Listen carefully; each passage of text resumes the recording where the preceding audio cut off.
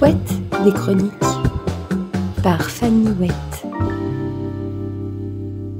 J'aimerais revenir avec vous sur un épisode qui a marqué la bande-annonce du confinement, j'ai nommé l'affaire Pat PQ.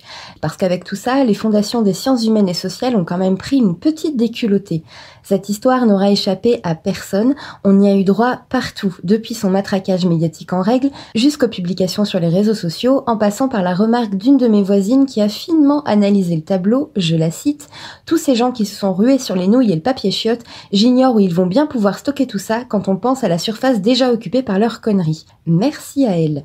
Comme vous et ma voisine, j'ai donc vu défiler beaucoup de choses sur cette tsunami de chariots gorgés de PQ et de kilos de pâtes. Devant ce genre d'image, j'adopte souvent le réflexe tendrement rural de me dire « Oui, bon, mais ça se passe assez loin, ici on est préservé de tout ça. » Eh bien là, non mes amis, que nenni, on y est, nous y sommes, here we are, bienvenue au pays des pasta papers et des spaghetti leaks. Personne ne peut le croire et pourtant c'est vrai, ils existent, ils sont là, tarlatata. Il y a de cela bien des jours, tandis que je vaquais à des emplettes éco-responsables et sans aucune ambition survivaliste, je me suis trouvée au détour d'un rayon, projetée dans un film pré-apocalyptique à tout petit budget et en vision subjective. En voyant autour de moi tous ces gens gaver leurs chariots de papier hygiénique et de macaroni dans une boulimie un peu macabre, il m'est venu une question à deux têtes qui pourrait bien chahuter jusqu'au fondement de la pensée occidentale contemporaine. Qui sont-ils, ces psychopécupates, et pourquoi ? Oui, bien que l'humanité me donne parfois envie de déglutir mon 4 heures sur les genoux du grotesque, j'aime observer les humains et tenter de les comprendre, même en ayant ponctuellement la sensation étrange de faire du saut à la perche avec un cure-dent. Après tout, on fait partie d'un grand troupeau, et il me semble toujours excitant d'aspirer décrypter une partie de la meute, surtout celle où vit le mec qui a inventé le rideau de douche. Et c'est ainsi que depuis mon cocon, bien finé, je me suis lancée sur l'autoroute de la réflexion. En 2 temps, 3 mouvements, on les a vus coaguler dans les rayons. D'un côté, il y avait les familles nombreuses qui, à l'approche de l'inexorable confinement, ont certes eu besoin d'un fonds de roulement plus conséquent puisqu'il y aurait désormais des bouches à nourrir plus souvent et autant de transits à cajoler.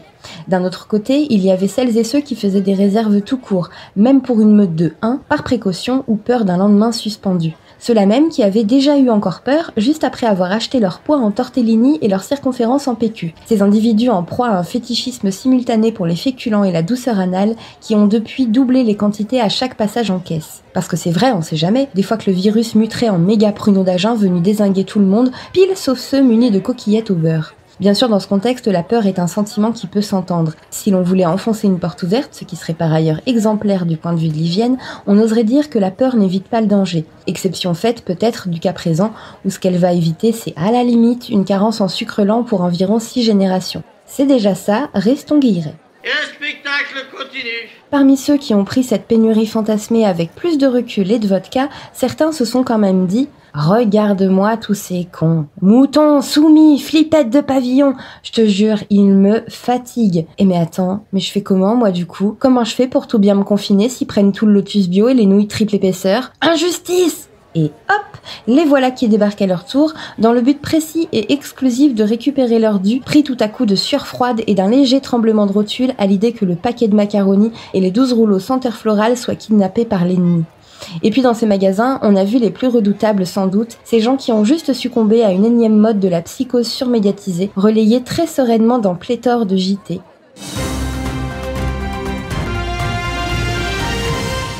Mesdames et messieurs, bonsoir. En ouverture de ce journal, une information capitale pour l'élévation spirituelle de l'humanité dans notre quête partagée de cheminer vers un monde meilleur. C'est le merdier les gars, y a plus de nouilles ni de PQ. Bien sûr, les stocks seront de retour demain dès l'aube, mais l'économie et l'audimat vous préconisent de surtout bien dégommer les rayons à la première heure.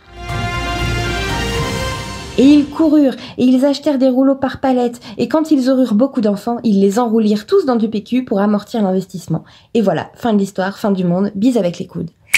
À présent qu'on a planté ce décor, ma foi, bien reluisant, émerge l'autre question qui met une petite claque dans la nuque de l'anthropologie. Pourquoi les pâtes et le PQ ? Les pâtes. Gloire à ces denrées qui songeront à se périmer uniquement après la mort de Michel Drucker, soit en 3022 d'après nos estimations. Ces féculents qui permettent d'envisager une attaque zombie avec un peu de sérénité et qui en plus comptabilisent plus de formes que de jours différents dans la semaine. Les pâtes, c'est aussi pour certains une routine douillette et rassurante. L'eau qui bout dans la casserole, c'est un peu le ronron du chat, la berceuse de maman, le pilou-pilou des soirs d'hiver. Et si on va creuser le symbole, c'est aussi le gris-gris de notre évolution humaine. Quand on est enfant, on aime les pâtes, on les chérit, on les adore. Leur cote de popularité pulvérise facilement celle des artichauts, épinards et autres carottes vapeur. Quand on est étudiant, elles deviennent souvent la base même de notre alimentation, à cette période de ta vie où tu croises plus souvent des coquillettes que tes parents. Adulte, les pâtes, c'est souvent le plat facile, rapide, qui convoque assez peu l'imaginaire, qui laisse l'originalité faire sa petite sieste à côté de l'extravagance, mais qui te permet de poser sur la table une casserole qui ravira tous les convives. Et puis, à l'épilogue de notre vie, les pâtes, on aimera bien ça encore, pour tout ce qu'elles nous rappelleront de jeunesse, jusqu'à ces fins de soirée où le plat de spaghettis de 3h du mat, ce sauveur aux cheveux blonds, t'a si souvent redonné foi en te rappelant au passage que tu en avais toujours un de foi. Finalement, les pâtes, ça va à peu près avec tout. Par exemple, ça va très bien avec rien d'autre. Et puis en cas de coup dur de type fin du monde ou fermeture inopinée du kebab, ça peut faire survivre un temps donné. Sur le principe, disons d'accord pour les pâtes. Mais le PQ, les amis.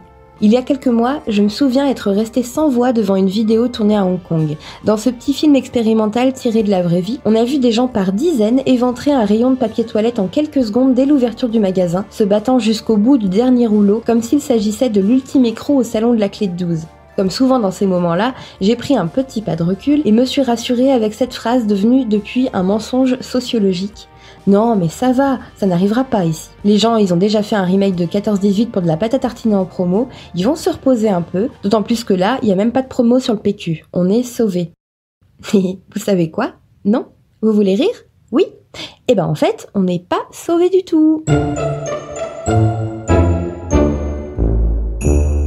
En 2020, par-delà les continents, le papier toilette est donc devenu un réflexe de survie, la clé d'une sécurité morale pour un confort molletonné. Une quête divine qui fait passer la légende arthurienne et son Graal pour une petite balade en brocante.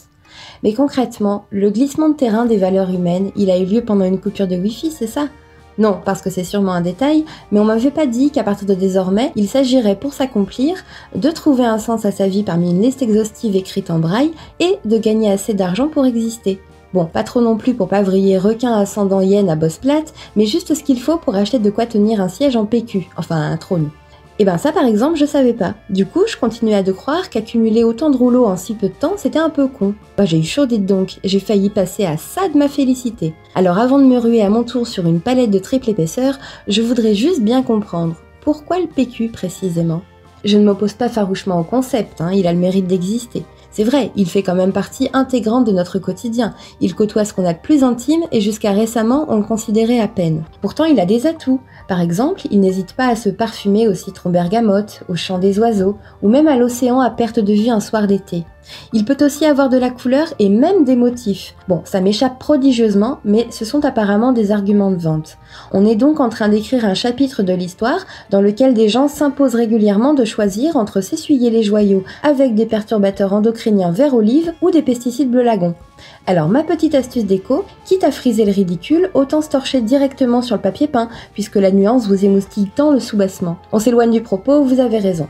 Le PQ, ça reste un chic type. Il a pas demandé, lui, à être tout rose senteur alpine. Mais quand même. Admettons, si mardi en 8 c'est la vraie fin du monde comme dans les films, et qu'on n'a plus rien, est-ce qu'on pourra vraiment s'émouvoir face au soleil déclinant en se disant qu'on aura quand même bien vécu et que surtout on a de quoi essuyer proprement les fonds de tiroir de notre dignité en attendant l'extinction de l'homme? Ça me fait comme des petits spasmes existentiels cette histoire. Un truc me rassure néanmoins, les films. On dit souvent que le cinéma aide à mieux comprendre la vie. Alors imaginons 2 secondes Bruce Willis ou Chuck Norris qui, avant de sauver le monde d'une attaque imminente, s'accordent un petit crochet à la supérette du coin pour acheter du PQ. Une fois en caisse, ça donnerait quoi? Bonjour Monsieur Willis, vous avez la carte du magasin? Non madame, je n'ai pas le temps, je m'en vais sauver le monde. Oh, très bien. Et est-ce que vous collectionnez les vignettes pour gagner la peluche? Oh oui, mettez-les-moi de côté. Il m'en manque que 6 pour gagner le pangolin fluo à accrocher au rétro de ma R5. Plus sérieusement, avec tous les maniaques du triple épaisseur jumelés aux pilleurs de farfales qu'on a vu sévir en quelques jours, j'ai eu une petite montée d'angoisse. Dans 10 ou 20 ans, quand on organisera le pot d'accueil des extraterrestres et qu'ils vont tomber sur ces images de nous, là, en train de vendre nos mères pour du PQ, qu'est-ce qu'on va leur dire? Faut qu'on s'accorde sur la version officielle. Je veux dire, en tant que troupeau de mammifères autoproclamés un peu évolués, on a quand même une réputation à tenir. On a inventé la housse de couette et le cassoulet en boîte, on est une équipe. Alors on se remobilise et on planche sur une idée un tant soit peu classounette. Et puis avec nos conneries, il y a un autre menu détail à gérer. Un jour, il faudra sûrement qu'on explique ça dans les livres d'histoire sans trembler des genoux. Eh bah oui, et comment dire? Je suppute là aussi qu'il serait de bon aloi qu'on peaufine un brin le discours. Non, parce que côté histoire avec un grand H, on passe après la prise de la Bastille, la Révolution, le droit de vote rendu aux femmes, la démocratisation des Charentaises. Je suis d'accord avec vous, ça peut amener certains débats, mais globalement, les scénarii avaient de la bouille. Et donc nous, comment on va l'appeler notre chapitre pour le rendre un peu sexy? La prise de la nouille? La croisade du PQ à la bolognaise? On n'est pas sorti des groseilles, je vous dis. Elle est intorchable cette anecdote. Sans compter que ces livres, dans quelques années, par qui seront-ils lus? Par nos enfants et nos petits-enfants. Et qu'est-ce qu'on leur dira à nos petits-enfants quand ils nous demanderont de leur raconter l'épisode pour leur exposer d'histoire à l'école? Oh mon chéri, tu aurais vu ton grand-père, ce héros, qui a fait partie du bataillon des 1000 chariots pour nous ramener 10 paquets de 22 rouleaux. Au péril de sa vie, il a gagné le barrage des caissières avec un sang-froid qui fait l'honneur de notre famille. Et tant qu'on y est justement, les héros des rouleaux, qu'est-ce qu'on en fait? On les distingue? On les honore? Ils seront nommés chevaliers du Lotus Douceur, membres émérites de la confrérie des coquillettes au blé complet?